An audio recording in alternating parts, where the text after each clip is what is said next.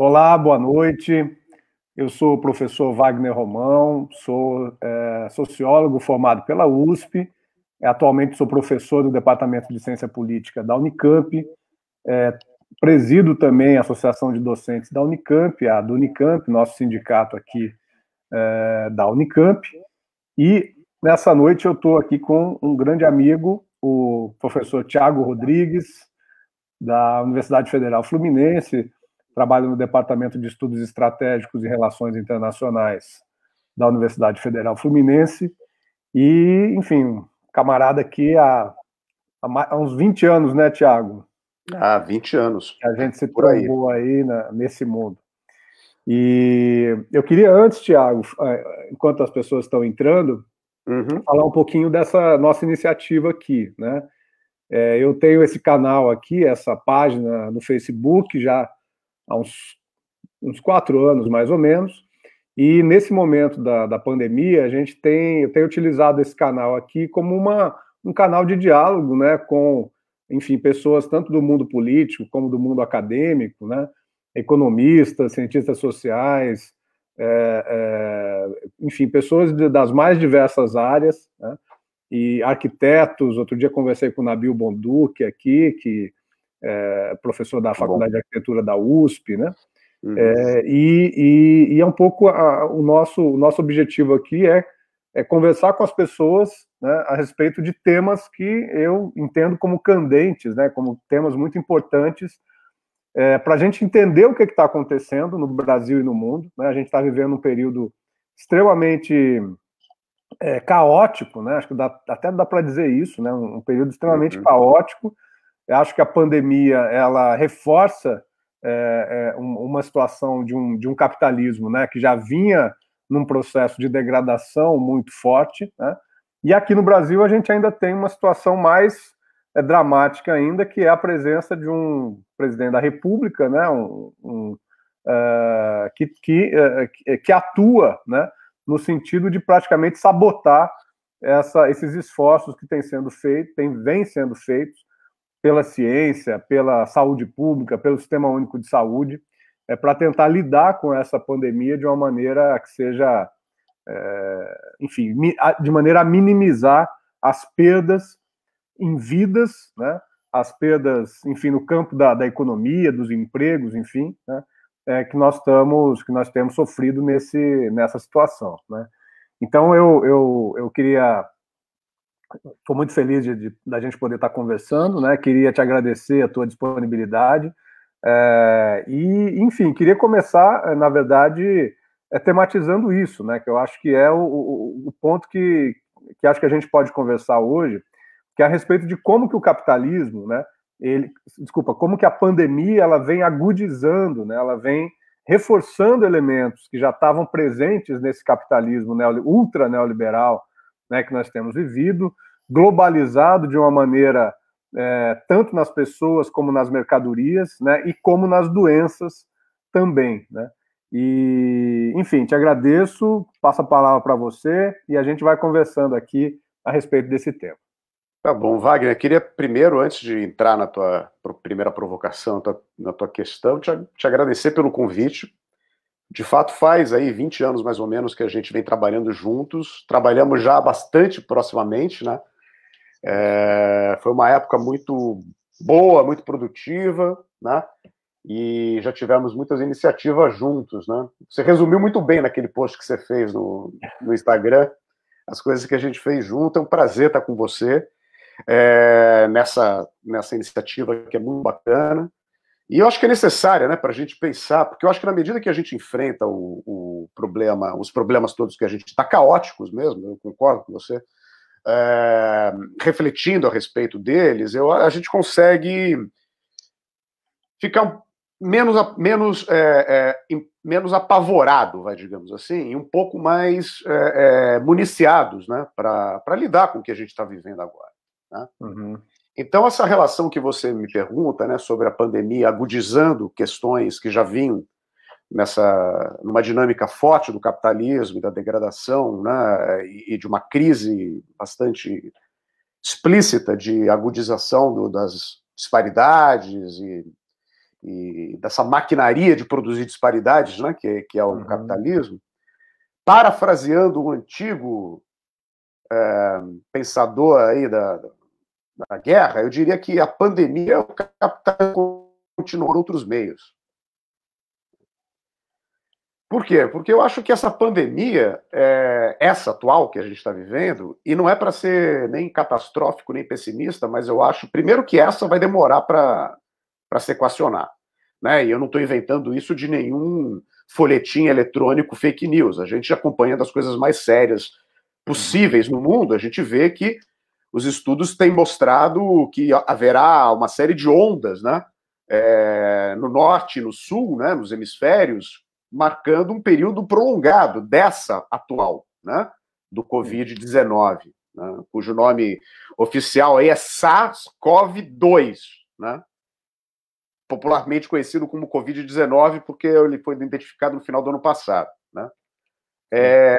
Então, mas eu acho que não vai, quer dizer, o que está aparentando é que é o primeiro de uma série, né, de pandemias, né, a primeira de uma série de pandemias que a gente vai passar a enfrentar a partir de agora. Acho que a nossa geração em diante, né, as gerações daqui para trás, as mais novas, vão passar a enfrentar situações parecidas com essa, infelizmente, né?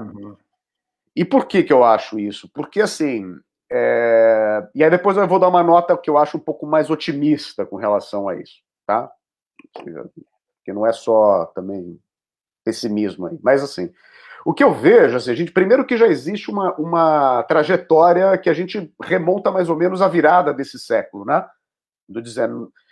É curioso que a gente agora esteja lembrando os 100 anos da chamada gripe espanhola, né? Que de espanhola não teve nada, né? Essa gripe ela surgiu no Kansas, né? Só que quem levou para a Europa foram os soldados americanos que foram para a Primeira Guerra Mundial. Naquele ambiente absolutamente degradado e caótico da guerra, ela se espalhou. Na Espanha, ela teve um pico, porque a Espanha era um país neutro durante a Primeira Guerra Mundial, então ela juntou gente de todos os lados ali, com uma espécie de cadinho, né, para aquilo fermentar, e daí, na volta para casa, os soldados e profissionais da saúde, enfim, civis que estavam lá, levaram o vírus, né, para os seus países de origem, fazendo com que fosse a primeira pandemia efetiva, né, global, né, assim, a não ser apenas europeia, né, ou as outras que tinham atingido durante o período colonial, sem que a gente tenha registros efetivos, mas que tinham dizimado populações das Américas durante o período colonial. E na África, idem, né? Mas o fato é que eu acho que do fim do século XX para cá, a gente teve uma série de recorrências disso, né?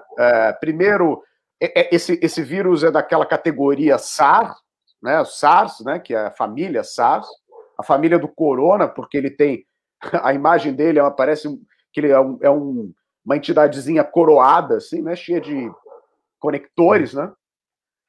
O vírus em si já é uma entidade muito estranha, né? A gente é cientista social, enfim, eu não vou me arriscar a ficar falando barbaridades a respeito disso, mas é uma entidade que é viva, mas ao mesmo tempo não é viva, porque ela precisa entrar numa célula para poder se reproduzir, né? E dizem que é uma das entidades presentes no planeta Terra mais antigas que se tem, né, comprovação.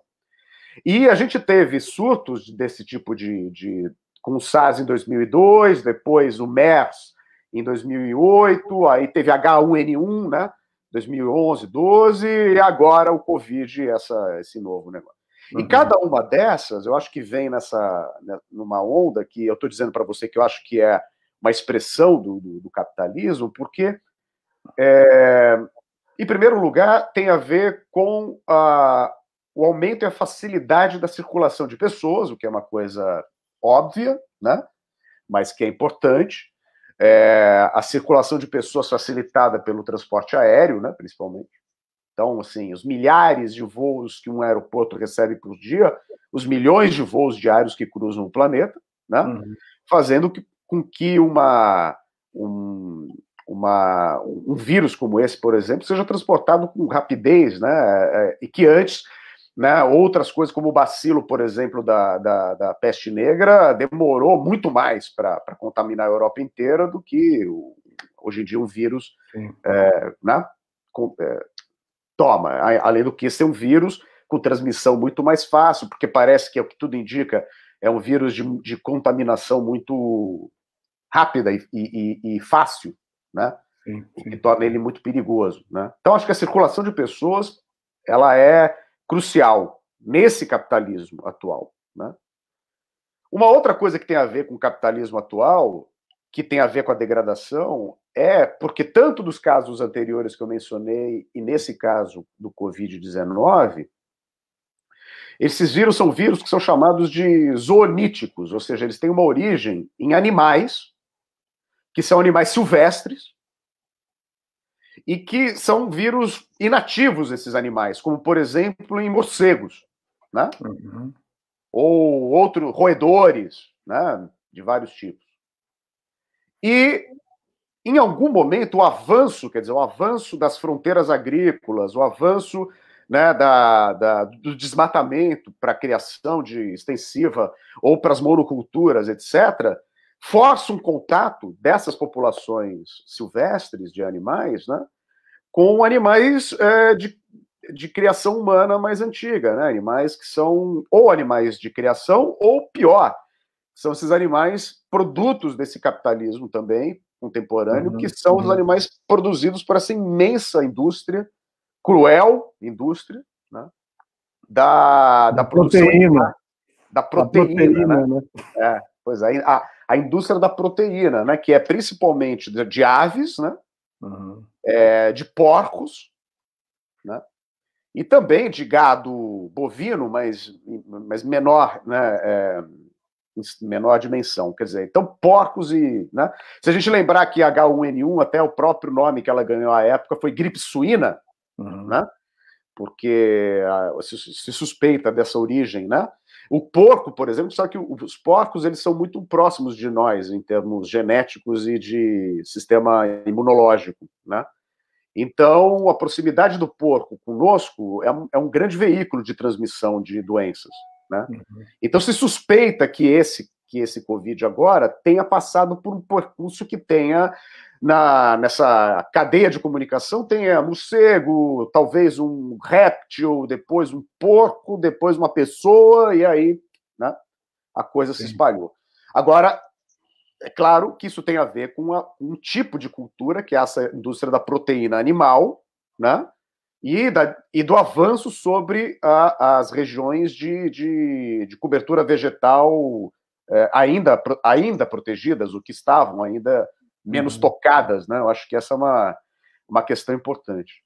Aí depois, uma terceira coisa que tem a ver com o capitalismo atual são os grandes conglomerados urbanos, né? Quer sejam as cidades globais ou não. Lembra que a gente falava de cidade global num grupo de pesquisa? 15 anos atrás. 15 anos atrás, publicamos um livro sobre isso, né? Você foi um dos organizadores.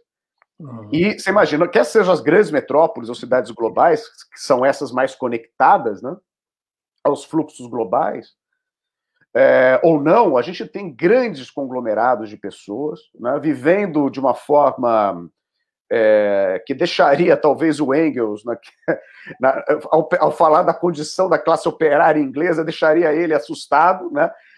Ele já estava assustado naquela época, hoje em dia ele veria pessoas em condições terríveis, né, em países extremamente populosos, uma densidade populacional imensa, e com condições degradadas de vida, né, em rápida degradação.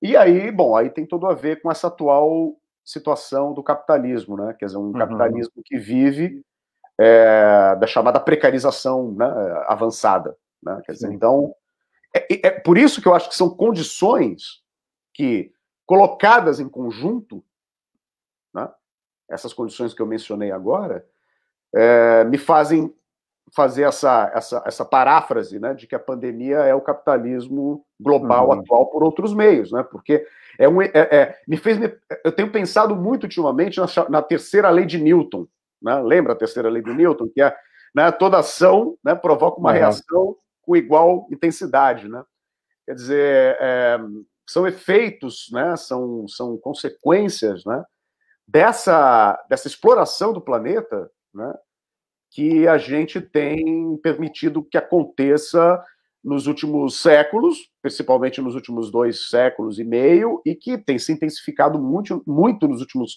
30 anos, né, principalmente. Então, eu diria isso, assim, para começar, né, eu acho essa relação, né, com o capitalismo, né, tem a ver com essa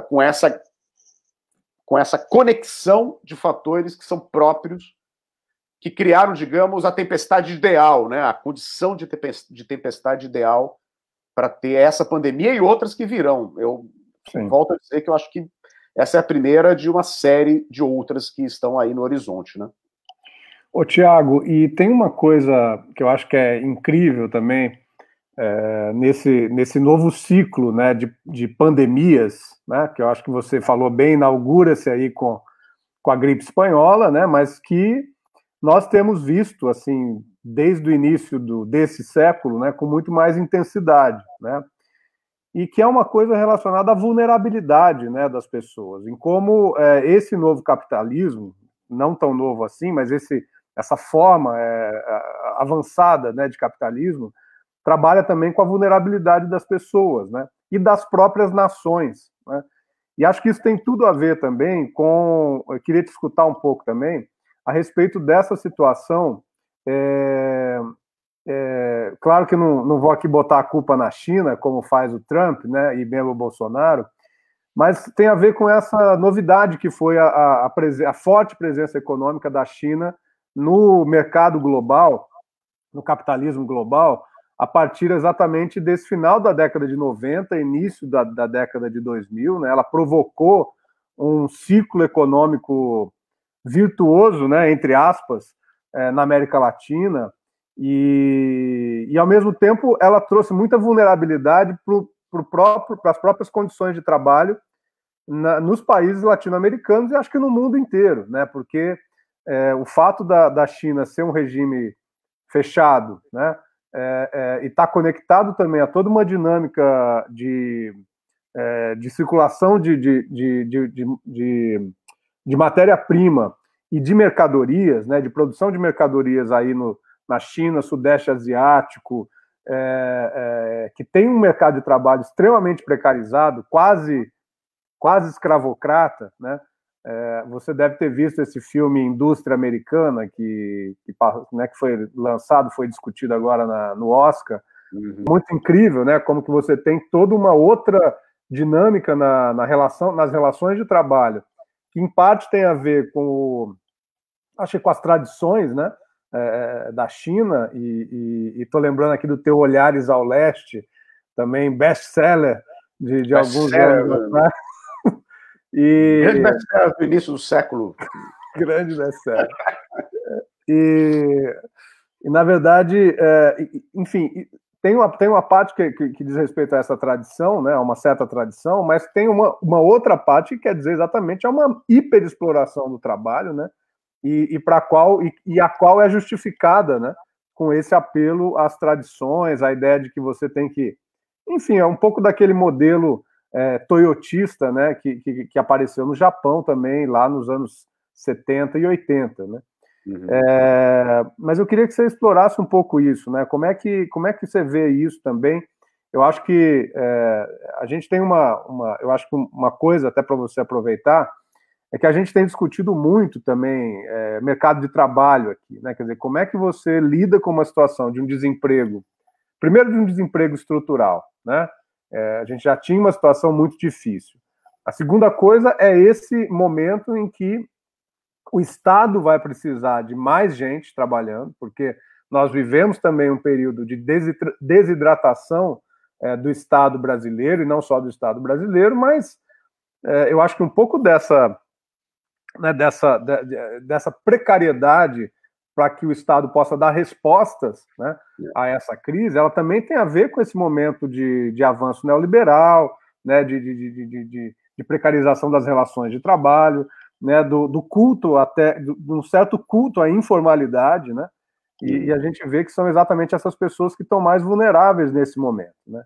Eu queria que você falasse um pouco aí sobre como é que você vê essa questão, essa posição da China no mercado global, no capitalismo global, né, e essas vulnerabilidades que eu acho que elas reforçam, né, esse momento de pandemia e tornam a humanidade toda, uma grande parcela da humanidade, aquela que, né, eu diria aí uns 80% da humanidade, que está absolutamente à mercê desse vírus. É. Olha, sabe que eu lembrei que você me deu uma vez de presente de aniversário um livro que era assim, História do Pensamento Chinês. Não sei se você lembra disso. Lembro. É um livro que eu gosto muito, porque assim, eu sempre olhei para a China com muito interesse, muita curiosidade e com muito respeito, mais ou menos como a gente entra no mar, sabe assim, aquela coisa de ir para o mar. É grande e perigoso, né? Então, assim, e ao mesmo tempo muito sedutor, né? Muito atraente, né? E tem muito cuidado para falar sobre China, porque, obviamente, nos últimos anos, a China, com o relevo que ganhou, tanto econômico quanto geopolítico, começou a brotar especialista em China, né? Que não sabe nada de China, né? Começa a falar de China, leu meia dúzia de orelha de livro, aí começa a falar, mas a gente sabe como é que funciona, né? Essas coisas. Então eu tenho muito cuidado para falar sobre China, por conta disso, né? Eu sempre digo que eu sou um aprendiz das coisas de China e tal, né? Mas assim, eu acho que o efeito que a China, que esse crescimento, essa expansão chinesa a partir dos anos 90 produziu no capitalismo global é bem diferente, é diferente daquele que o Japão produziu nos anos que você menciona, lembrou bem aí dos anos 70 e 80, por uma razão bastante especial. O fato do modelo chinês ser o modelo japonês potencializado a uma potência assim, brutal, né? Primeiro pelo modelo político, né? Quer dizer, essa hibridização, né, entre hipercapitalismo e Estado autoritário, né? Dessa forma é única, né? Quer dizer, desse jeito nunca teve. Quer dizer, já teve outras combinações assim, mas desse jeito é um mistério, né? Formando uma elite gigantesca, talvez para os padrões locais não tão grande, mas forte, pujante, mas que tem que ter um vínculo orgânico com o PC, com o Partido Comunista, né? Não falo com o PCC, porque aí já mistura com outra coisa. É outro governo que tem problema com o PCC, né? O Partido Comunista Chinês, então eu falo como Partido Comunista só, da China. E essa estrutura, ela produz uma relação com a sua própria população que é de uso e de descarte, né? Que produziu, por sua vez, uma capacidade de competitiva que forçou o Ocidente a aprofundar as suas margens de exploração. Quer dizer, então já havia um processo de exploração grande nos países ocidentais, que vem dos anos 70, dos anos 80, a desindustrialização dos países centrais, com os NICs, né, como se chamavam à época, né, os novos países industrializados, né, quer dizer, nos anos 70, nos anos 80 e tal, isso já estava posto, né?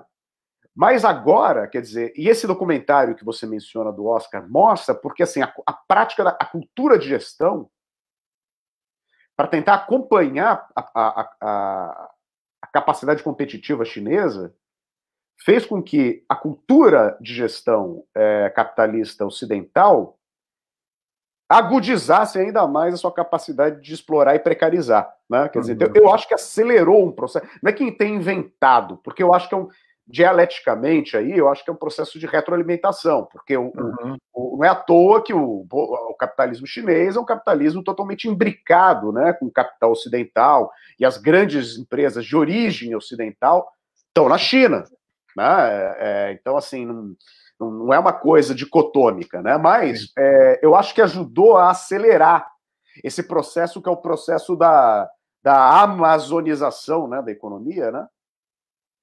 Do Jeff Bezos, etc., porque não tem nada, o cara não é chinês, mas ele faz uma empresa, né, que é uma empresa que é uma das campeãs mundiais de litigância trabalhista, né, porque a pessoa é colocada numa situação absolutamente maluca de trabalho, de pressão, de produtividade, E, ao mesmo tempo, existe uma nova cultura do capitalismo, para usar essa expressão, que é essa que incentiva o chamado empreendedor. Né? Sim. O empreendedor. O empreendedor é essa pessoa individual que é chamada a ser o agente, o homo econômicos em si mesmo, né? Quer dizer, o empreendedor de si. Né? Sim.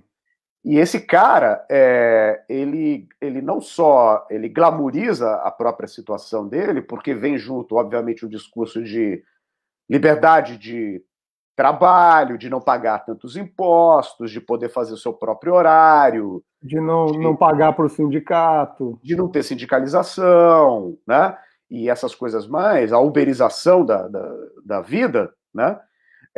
Que atinge todos os níveis, e a pessoa, quer dizer, o que é mais interessante, que eu acho que é o mais forte desse capitalismo da sociedade de controle que a gente vive agora, para usar essa expressão do Deleuze, e que o Deleuze já tinha sacado isso lá na virada dos anos 80 para os anos 90, é que existe uma autoalimentação, né? Quer dizer, a relação entre explorador e explorado nunca foi tão diluída. Né? Quer dizer, o empreendedor de si é uma pessoa que glamoriza a própria precarização, né? É uma espécie de liberalismo muito esquisito, porque, por um lado, tem resquícios do liberalismo tradicional, que é aquele que nunca, no final das contas, abre mão do Estado, porque, no final das contas, quem salva não é Jesus, é o Estado. Né? Porque quando a coisa aperta, quem vai salvar os bancos, quem vai fornecer capital ou empréstimos a perder de vista, né? É o Estado. Mas até chegar lá, o elástico é forçado o máximo possível. E esse elástico ele está sendo agora, talvez, esgarçado com mais contundência por causa da pandemia. Né? Você mesmo mencionou uma coisa muito importante na tua pergunta, que eu acho que essa precarização, por exemplo, ela vai colocar categorias de pessoas, uma estratificação, né? Que vai desde o cara que é o empreendedor de si, até o cara que é aquele considerado dispensável. Absolutamente descartável, né? Descartável, né? Você falou agora, eu lembrei dessa declaração do CEO dessa grande empresa de investimentos aí, que, né, disse, olha, tá tudo tranquilo, as classes altas já... A curva já achatou, né, nas classes altas, é uma coisa absolutamente descarada, né, dessa percepção das pessoas como absolutamente descartáveis. Né? Ô, Tiago, deixa eu te interromper um pouquinho, que eu queria falar aqui com as pessoas que estão nos acompanhando com aqui. Os nossos internautas, o professor Walter Rupsel, nosso grande companheiro. Eu vou pedir pro Zuckerberg uma medalhinha, porque ele disse que voltou para o Facebook depois de 2 anos, só para nos ver, para nos assistir. O professor Tiago congelou, parece. Espero que ele possa voltar. Enquanto isso, eu vou lendo aqui. Opa, voltou, Tiago? Oi, Tiago. Tiago Rodrigues. Escuta? Oi, Tiago. Tá me escutando? Opa, você travou. Tá vendo? Foi falar do Zuckerberg que travou. Tá vendo? Olha, pode falar. Agora é palavra-chave. Falou, caiu. Deixa eu ver aqui outras pessoas. Tadeu Morato Maciel, grande colega também. Grande colega. A Martine, a Carol Cavalcante faz uma pergunta sobre mudanças no mundo do trabalho e do consumo, né? Com certeza podemos falar um pouquinho mais disso. Tiago Maia Sorato. Ô, Tiago, seu xará. Tiago, deixa eu te falar uma outra coisa que eu queria que você pensasse conosco. A gente teve também, né, em 2001, o 11 de setembro, né? E ele fez exatamente mudar, ele foi um momento importante naquilo que era um mundo que vinha se normalizando, né? numa certa multipolaridade e assim por diante. E depois do 11 de setembro veio toda essa onda antiterrorista, né? Quer dizer, o antiterrorismo se tornou uma grande narrativa, né? Para se abater qualquer tipo de inimigo, né?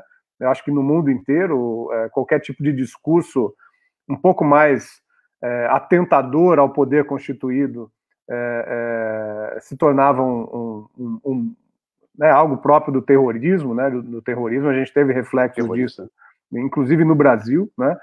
E, na verdade, ali também houve uma situação de um fechamento também de fronteiras, né, de uma dificuldade ainda maior das pessoas circularem no mundo, né, com muitas restrições, o fechamento de fronteiras ali, bom, não só nos Estados Unidos, mas de maneira geral aí nos países centrais, né? Depois a gente, mais agora recentemente, né, com toda essa questão, não só as guerras, né, mas a fome, toda essa situação no norte da África, né, enfim, no Oriente Médio, o mundo passou também a considerar de uma outra maneira as pessoas refugiadas, né, e também a gente tem discutido muito, né, sobretudo na Europa, mas não só, né, a gente também, até aqui no Brasil, né, com enfim, a questão da Venezuela e a questão na Colômbia, né, os desplaçados na Colômbia, enfim. Então a gente tem discutido muito essa questão nos últimos 20 anos, né, sobre a circulação das pessoas, a circulação de mercadorias, essa tem acontecido de maneira absolutamente desregrada, né, inclusive levando a situações de absoluta desindustrialização, né, nos países como o Brasil, como países da América Latina. E agora a gente tem essa situação sanitária, né? Como é que você vê, né?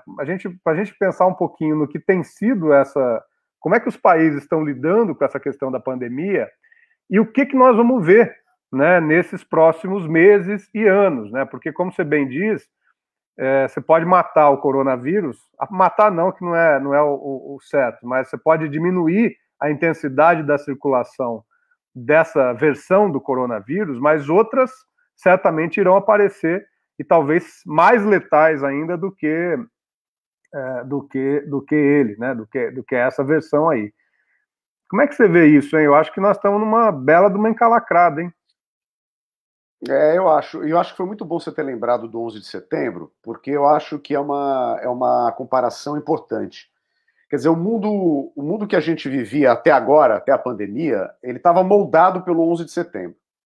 Né? Quer dizer, então, quer seja a guerra contra o terror, né? As limitações de fluxo de pessoas, né? Os modos de intervenção militar, as coisas que aconteceram nas 2 primeiras décadas do século XXI foram moldadas pelo 11 de setembro. Até as coisas mais prosaicas, como, por exemplo, as medidas de segurança em aeroportos, né? Basta lembrar que, a partir de agora, dificilmente a gente vai poder viajar mais sem máscara. Tá, assim, isso é uma coisa que a gente tem que começar a pensar. Eu acho difícil que, a partir de hoje, né, a partir dessa situação, máscara não deixe de ser um item obrigatório para se viajar. Né? Ou que a gente seja monitorado na nossa temperatura antes de embarcar, por exemplo. E se tiver com febre, né, ou chegar no lugar com febre, seja deportado, por exemplo. Né? Então, são coisas que vão entrar na rotina dessa fração do planeta que viaja, tá? Porque é uma fração do planeta que viaja. Né? Existe uma outra fração imensa que se desloca, não é viajar, né? Se desloca buscando sobreviver, né? Então, você mencionou casos que são cruciais, né? Os africanos tentando aí a subida em direção ao Mediterrâneo para entrar via Espanha ou via Itália, principalmente, né? Na União Europeia, o drama desde o início dessa década com relação aos sírios, né? Indo em direção à Europa também, né? Mais recentemente, as caravanas centro-americanas em direção aos Estados Unidos, né?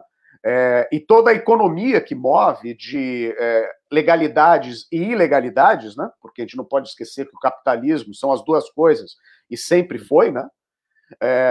Então, assim, isso que nós vivemos agora, que são essas obstruções a quem se desloca, elas devem ficar cada vez mais justificadas e, do ponto de vista político, legitimados, e até do ponto de vista sanitário, com um discurso legitimador, que vai facilitar muitíssimo, né, a efetivação dessas políticas de trancamento, né, de fronteiras, né? Enquanto que os produtos não, né? Quer dizer, a produção circula, né? Mas as populações não. E nunca foi o grande projeto, nunca foi a circulação de pessoas, né? Sempre foi a circulação de produtos, né? Materiais ou não, né?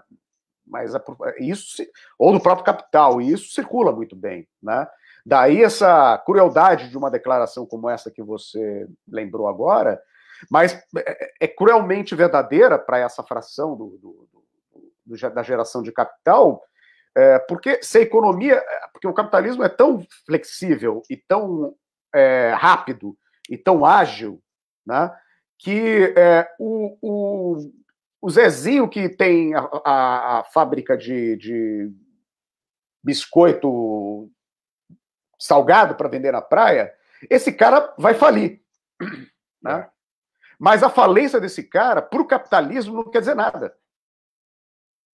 Você entende? Para o capitalismo como fenômeno global, né? Quer dizer, a eliminação física, inclusive, de milhões e milhões de pessoas, seja talvez considerada uma descompressão política e social desejada por muitos, verbalizada por alguns, né, e calada por vários outros, que na calada da noite, né, não conseguem assim esconder os seus desejos inconfessáveis de genocídio.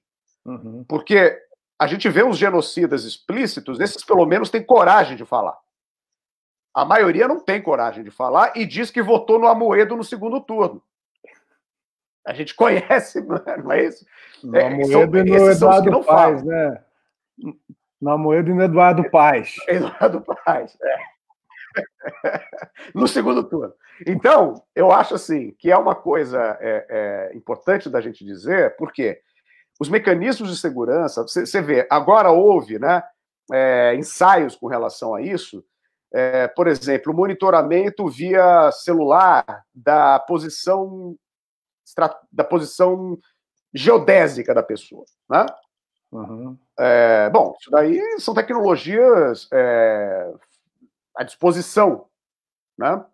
Não precisa nenhuma grande inovação tecnológica para colocar esse movimento, né? Então, isso estava sendo pensado como um instrumento para saber se as pessoas estavam ou não cumprindo a quarentena obrigatória, né? Essas ideias, né, que até pouco tempo poderiam ser distópicas, né, de uma sociedade de vigilância, né? Eu acho que lembra-se muito do George Orwell ultimamente, por causa do Big Brother, do Grande Irmão, mas eu acho que quem estava mais certo do que o Orwell é o Huxley, porque o controle se dá hoje de uma forma... Porque o Orwell era um controle, né, da opressão, né? E o Huxley é o controle daquele que se auto-entrega ao controle, né? Então, o cara que diz, olha, eu estou aqui, e marca lá, né, no Facebook onde ele está, né? Nós estamos absolutamente imersos nisso, né?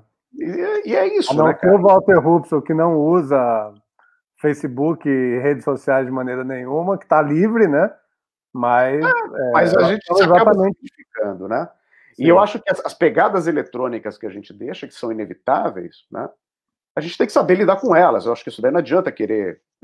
Mas, assim, eu acho que, pensando na questão, voltando para o tema, só para fechar o raciocínio, quer dizer, essa coisa com a pandemia, eu acho que ela tem, sim, uma analogia com o 11 de setembro,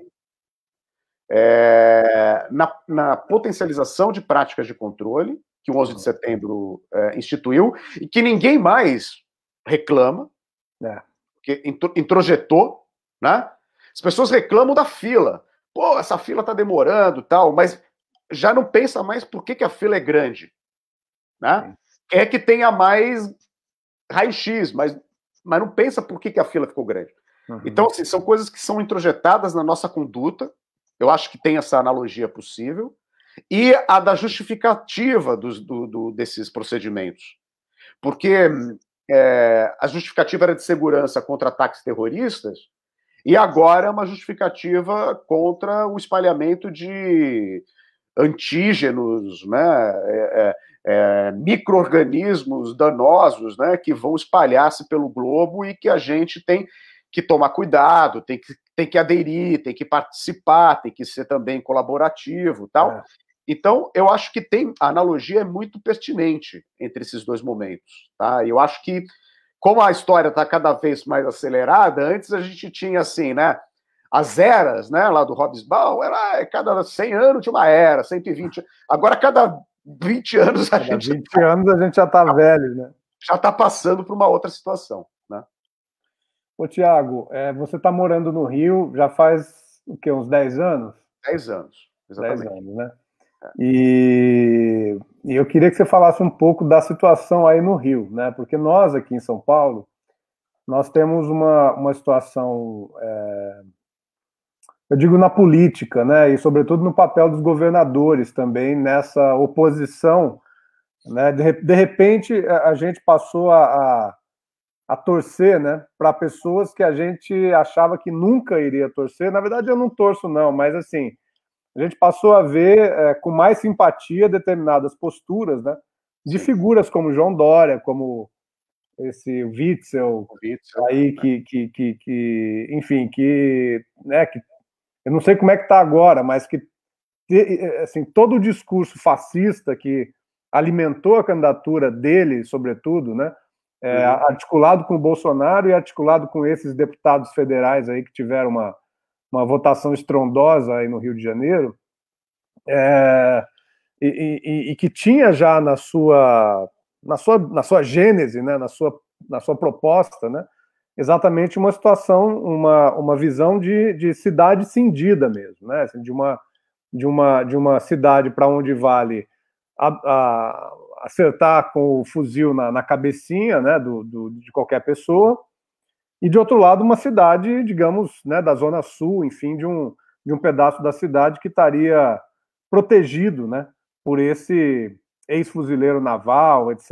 Ele é ex-fuzileiro naval, não é isso? E de repente essa pandemia ela altera um pouco esse quadro, né? A gente tem aqui o Dória vai fazer um pronunciamento amanhã, né? E a gente tem percebido assim que há uma força muito grande, né, das associações comerciais, do mundo empresarial de maneira geral, né, de prefeitos das cidades do interior, inclusive aqui de Campinas, né, que pedem mais empatia. O prefeito aqui de Campinas pediu mais empatia ao governador, que ele tem que, enfim, cuidar dos pequenos empresários, né, das pessoas que estão na informalidade. E, na verdade, isso também é uma grande covardia, porque, afinal de contas, nessa situação, nós temos mais que pedir que o Estado resolva as questões, que o Estado crie dívida pública para enfim, assumir esse passivo, né, da situação econômica que apenas o Estado realmente pode fazer. Não tem outro agente aí. Nós não vamos esperar dos bancos, nós não vamos esperar, né, das grandes fortunas aí a fazer isso. Vai ser o Estado que vai ter que fazer.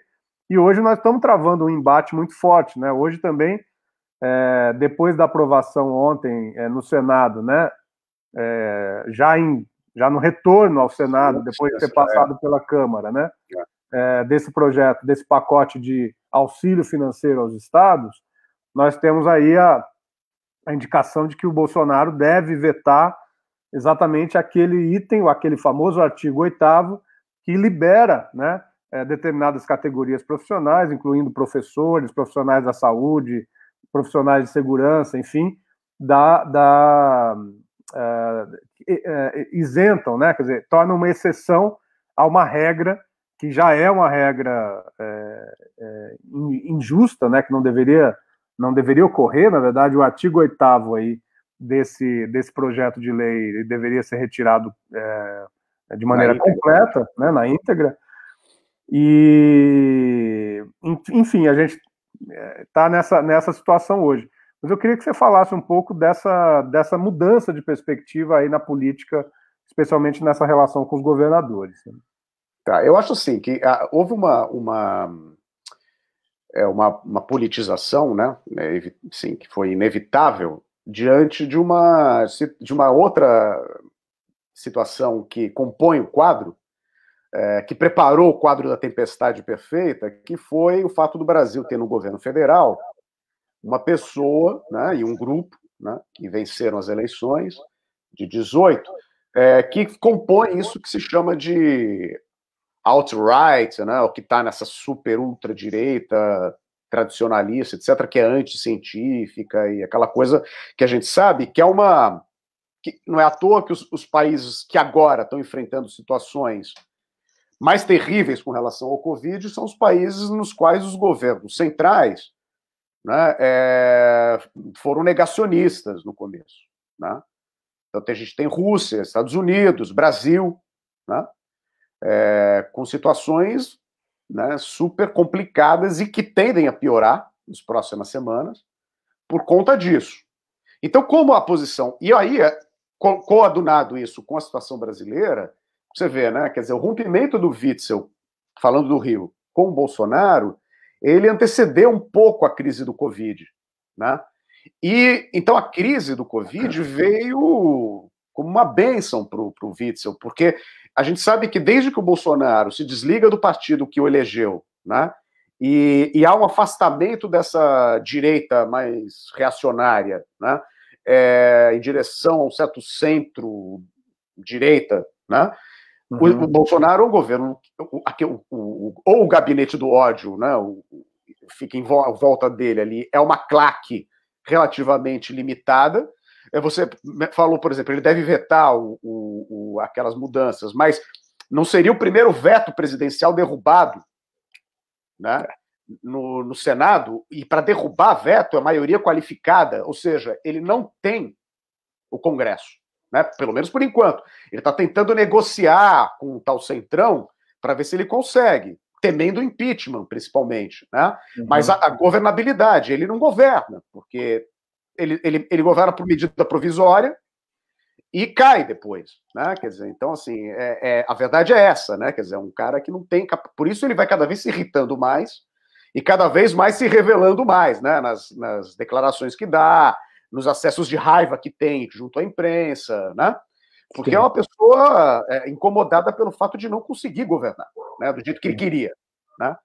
Então, eu acho que isso foi muito bem utilizado com habilidade política pelos governadores, como o governador de São Paulo e o do Rio, que conseguiram, né? E conseguiram fazer um jeito assim, pensando do ponto de vista maquiaveliano, de um jeito muito bem feito, um afastamento com essa, simplesmente pelo fato de usarem o bom senso, né, na questão da análise das agências que têm gabarito científico para isso, quer seja do ponto de vista internacional, a OMS, etc., quer seja da Fiocruz, das agências nacionais brasileiras de produção de ciência, das universidades, né? Então, eu acho que com isso eles conseguiram se afastar não só da figura de apoio anterior, mas também, principalmente, dessa figura obscurantista, que é, digamos assim, o Olavo Bolsonarismo, né? Que é essa coisa anticientífica, né? Essa coisa de defender remédio, quase defender o chá da vovó para atacar o coronavírus, né, essas coisas assim, e que, obviamente, né, uma parte da população, mesmo a que votou no Amoedo, no segundo turno, né, começou a ver que, porra, as coisas têm limite, né, quer dizer, chega um ponto que as pessoas começam a adoecer em casa, né. Então, assim, eu vejo que, e para concluir aqui, em Niterói, por exemplo, Niterói tem uma situação muito peculiar, Porque Niterói é uma cidade que, apesar de ter votado em massa no Bolsonaro, e ser uma cidade de classe média alta e classe alta, então ser majoritariamente conservadora, né, ela tem também, paradoxalmente, né, ações já históricas, né, que são exemplos, né, por exemplo, na educação pública, na saúde pública, etc. O atual prefeito, que é o Rodrigo Neves, foi um dos que primeiro tomou atitudes mais... testagem, né? Testagem, limpeza de ruas, limpeza de comunidades, né? Limpeza de vias públicas. Agora está em discussão um lockdown que ele está prevendo de mais uma semana para evitar essa subida que está sendo prevista no mês de maio. Então, quer dizer, é uma cidade curiosa nesse sentido. Mas a grande Rio e a cidade cindida a partir lá do Zoani Ventura, etc., isso continua, né? Quer dizer, então, você vê os dados que a gente tem e que eu tive acesso sobre a zona oeste do Rio de Janeiro são terríveis, né? E que são zonas de milícia, tá? De controle de milícia. Agora, no fim da tarde, circulou uma notícia pela imprensa que o colapso já chegou à rede pública e privada no Rio de Janeiro. As UTIs já colapsaram, ou seja, não tem vaga. Não adianta o cara chegar lá, não, eu pago para ficar, não tem lugar, né? Então, assim, esse colapso que era esperado, ele veio, né? Chegou. E aí eu acho que isso faz com que a posição desses candidatos que foram de ultradireita ou de centro-direita, digamos assim, nas últimas eleições, tenha se atenuado do ponto de vista do espectro, né? Pelo uso de um bom senso, que é interessante, que vai ser esse novo normal da política de centro-direita, né? Mas aí a gente já passaria para o outro assunto, né? Que é o assunto do que virá nesse Brasil brasileiro, né? O que virá no mundo que vem por aí. O mundo que vem por aí pós Aldir Blanc, né? Porque pós Aldir Blanc, né? E Flávio Miliaccio, né? Porque assim as pessoas simplesmente não estão aguentando e literalmente estão morrendo ou pelo Covid ou por outras causas, né? Mas porque está difícil de segurar, né? Assim, é por isso que eu acho que conversas como essa são importantes para a nossa própria para arejar, né? Já que o oxigênio que está faltando, né? Para arejar as nossas próprias vidas, né? Agora, Tiago, eu acho que a gente assim, está vivendo uma situação em que é muito provável que haja uma... Outro dia alguém me perguntou, eu estava, na verdade, ontem conversando com o Ronaldo, né, de Almeida, nosso amigo também, e foi um papo muito legal que a gente tratou da questão dos evangélicos, né, e da política e da pandemia, né, e como tratar, assim, na verdade, como você pode ter deslocamentos, né, nesse campo político, né. Em primeiro lugar, não são todos os evangélicos que são conservadores politicamente, né? A gente tem aí pelo menos 30% que deve ter votado em Fernando Haddad em 2018, por exemplo, né? Houve um período em que houve uma identidade muito grande entre a própria figura do Lula, né, na política e o campo evangélico, né? E acho que para a gente ir terminando, né? Eu acho que eu queria especular um pouco, né? Porque acho que você tem razão. Eu acho que essa tua fala a respeito desse deslocamento, né? Dessa extrema direita que estava muito fortemente identificada com o Bolsonaro olavismo, né? Que vem para um campo, né? Quer dizer, não é que eles vêm, mas eles acabam caindo pela gravidade, né? Por uma posição mais de centro, né? Que na verdade é uma posição minimamente conversável, né, de seres minimamente racionais, né, e ao mesmo tempo em que o campo de esquerda tenta, assim, de maneira muito, eu diria até atabalhoada, né, porque acho que foi muito dura a eleição em 2018, né, acho que todo esse campo bolsonarista e lavajatista, né, que cresceu muito nos últimos anos, provocou uma digamos assim, um recuo da esquerda, né, um recuo, inclusive um recuo para se repensar suas estratégias políticas, as suas táticas políticas, né, o seu posicionamento na sociedade brasileira, que mudou muito, né, nesses últimos 2, 3 anos. Né? A gente tem movimentos políticos à direita que tem uma presença nas redes sociais muito forte, né? E acho que a esquerda está vivendo um pouco isso, né? Um reposicionamento. Acho que as eleições agora municipais vão ser um momento importante para isso. Acho que há uma discussão a respeito sobre preservar digamos, as frentes de esquerda, né? Ou se a esquerda vai ter que caminhar também para posturas mais de diálogo com determinados atores, né? Que não são de esquerda, né? Não estão nesse campo progressista. E acho que a depender da sobrevivência de um campo mais de extrema direita, porque eu acho que a política é essa competição, né? A política é feita desses acordos, a política é feita de uma visão de conjunturas políticas, né? E de como os atores se mexem nessas conjunturas políticas, né?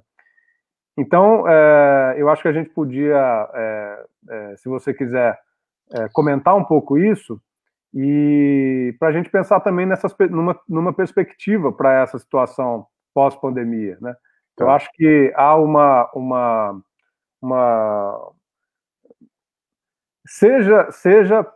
seja instintivamente, né? Porque acho que as pessoas, essa percepção da morte, que é muito dura, né? Ela acaba levando as pessoas a exigir ainda mais Estado, ainda mais saúde pública e assim por diante, né?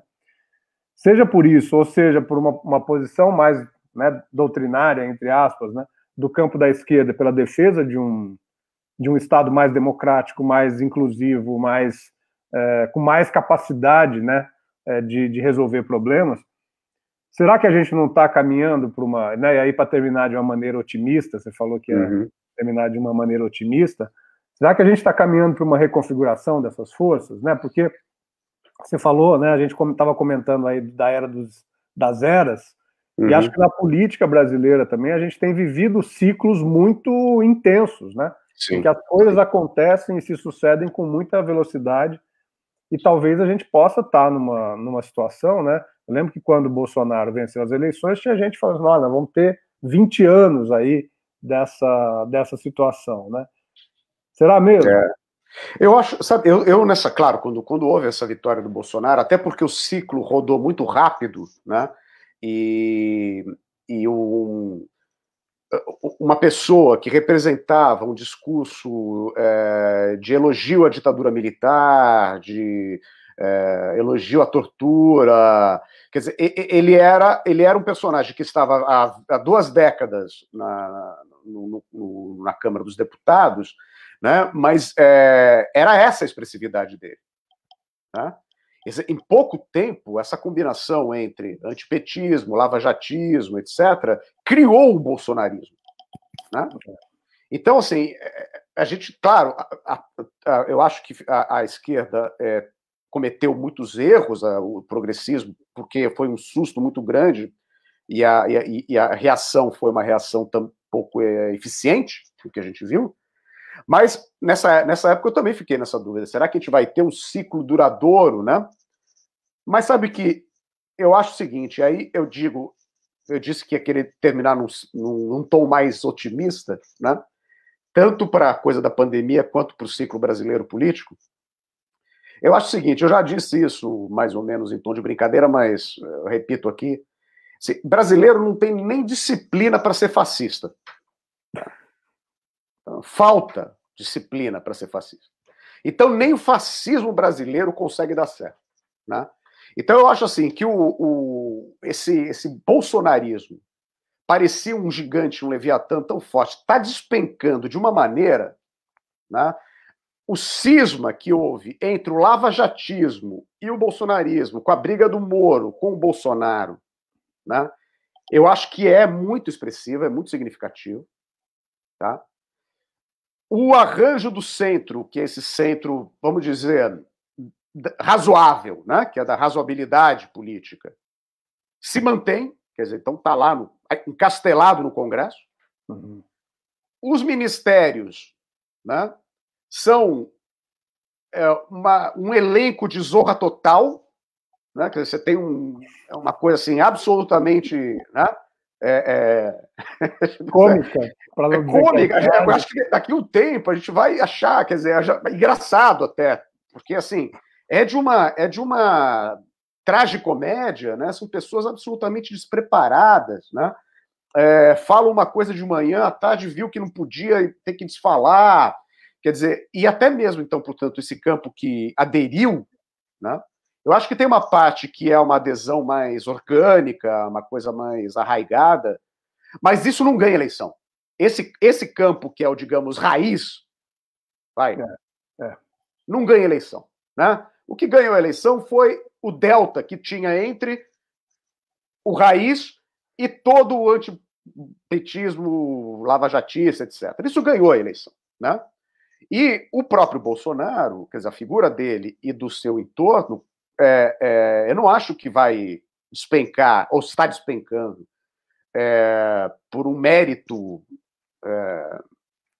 da oposição brasileira, mas assim, por demérito próprio e por mostrar para as elites econômicas, né, tanto agronegócio, quanto financeira, quanto industrial, tal, que esse é um projeto que virou contraproducente, quer dizer, é um governo contraproducente, até mesmo para o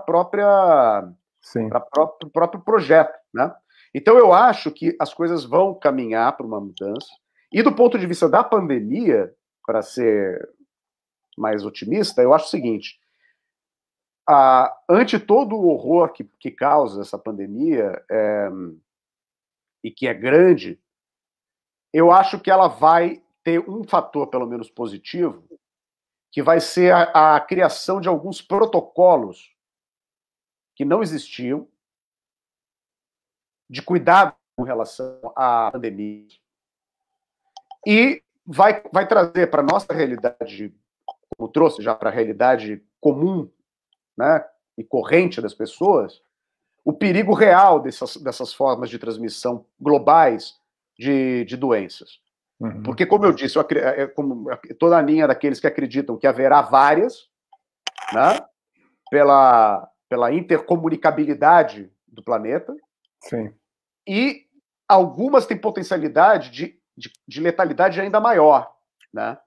Então, eu acho que há um aprendizado que vai poder fazer com que a gente repense não só posturas éticas, mas também repensar questões referentes ao próprio modo de vida. Né? Eu não sou tão ingênuo a achar que vai gerar um grande Live Aid, de novo, We Are the World Together, etc. Mas eu acho que tem um potencial de, pelo menos pelo pragmatismo, modelar formas de sociabilidade, até de produção. De sobrevivência, né? Que são mais próximas, são mais humanas, porque são mais estamos colocados diante da situação limite, que é a morte, né? De uma forma muito próxima. Não é uma pessoa distante que está morrendo, né? São pessoas próximas que morrem, que adoecem, né? E eu acho que pela dor a gente está aprendendo, a sociedade aprende, né? Com uma forma bastante dura, mas eu acho que pedagógica, que vai ser fundamental para a gente enfrentar o que vem pela frente. Então eu acho que é muito difícil o que a gente está passando, vai demorar, mas eu não tenho uma nota totalmente negativa com o que sairá daí. Né, como sairemos daí, né, no Brasil e no planeta, de uma forma geral. Maravilha, professor. Tá prazer. Thiago, obrigado. Queria agradecer também o pessoal que fez comentários aqui, o professor Walter Rutzel, que foi o campeão de comentários aqui, Espero que todos... Todos positivos. Todos positivos? Todos positivos. Tá bem. A Cláudia, a Márcia, quem mais aqui? A Mariana, um abração para a Mariana, a Bel, a turma Legal. Toda aqui, a Carol, que nos acompanhou. Legal. Amanhã, Thiago, vou conversar às 15 horas, 3 da tarde, também conhecida como 3 da tarde, vou conversar com o Piero Lerner, que é nosso colega antropólogo da Universidade Federal de São Carlos, né? Sim. O Piero conhece muito sobre militares, né? Sobre o papel dos militares na política, estratégia política também, fez um trabalho de mestrado exatamente fazendo essa pesquisa, né, de campo, né?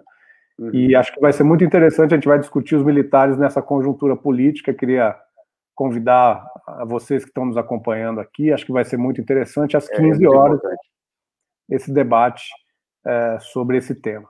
Tiago, um abração então, fique bem. Um grande abraço, obrigado, protejam-se, cuidem-se e abraço na família, abraço na família. Abraço na família, é isso aí. Abração, tchau. Abração, tchau, tchau.